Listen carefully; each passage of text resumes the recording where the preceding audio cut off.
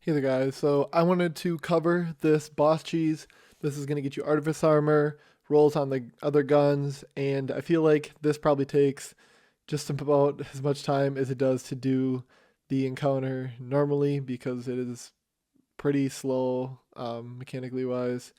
And then sometimes the LFG groups, the damage, they just don't have it because this boss is super tanky. But first, Cheese Forever, I already put a video on this and it did really well, super popular, and I'm sure Bungie already knows about this and is going to try to fix it.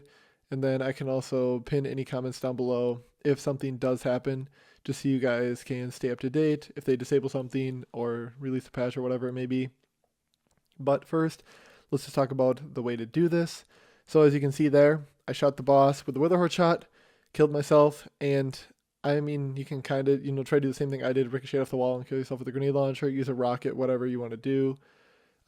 So if you want to try that, but then have somebody res you right away, get another witherhoard shot on the boss before that first shot stops ticking.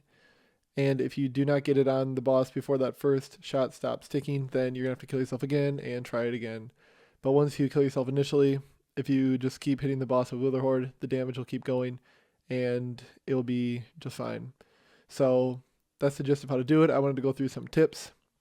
Now, one thing you can do that helps out, and what we did is we loaded in. Two people had tractor cannon. The other person was going to be the person doing the witherhoard part of it, so that we had a bunch of tractor ammo to buff the damage we were doing.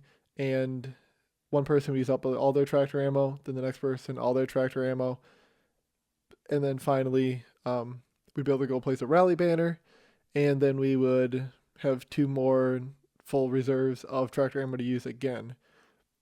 So we would do the same thing, like switch off a person, so the first person wasn't doing witherhoard the whole time, and then one person would be doing damage with witherhoard while only one of the first two tractor people rallied.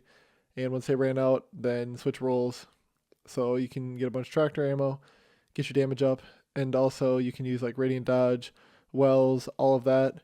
And then another thing that you guys should really know is if you end up being low on ammo and you mess up this rotation that you can see that I kind of have going to keep me constantly doing damage and not having to involve anybody else, you can have somebody else shoot him with witherhoard. And when they're shooting him, even though they see immune on their screen, they're actually doing damage, which we found this randomly. I thought it was kind of cool. Here's a clip of it. So this guy here, he does not have any damage number popping up. It says immune. The first guy died and we had to reset. And then I'm using Darts here so you can see that the boss's health is going down.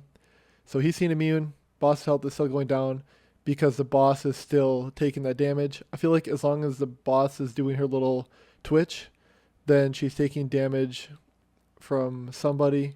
So once you get it started, you can have multiple different people helping to refresh the timer. So if like one person is the person seeing the damage numbers and they're, out of ammo, waiting for it to come back, have one of the two other people shoot her with witherhoard just to keep it up so you don't need to kill yourself and reset.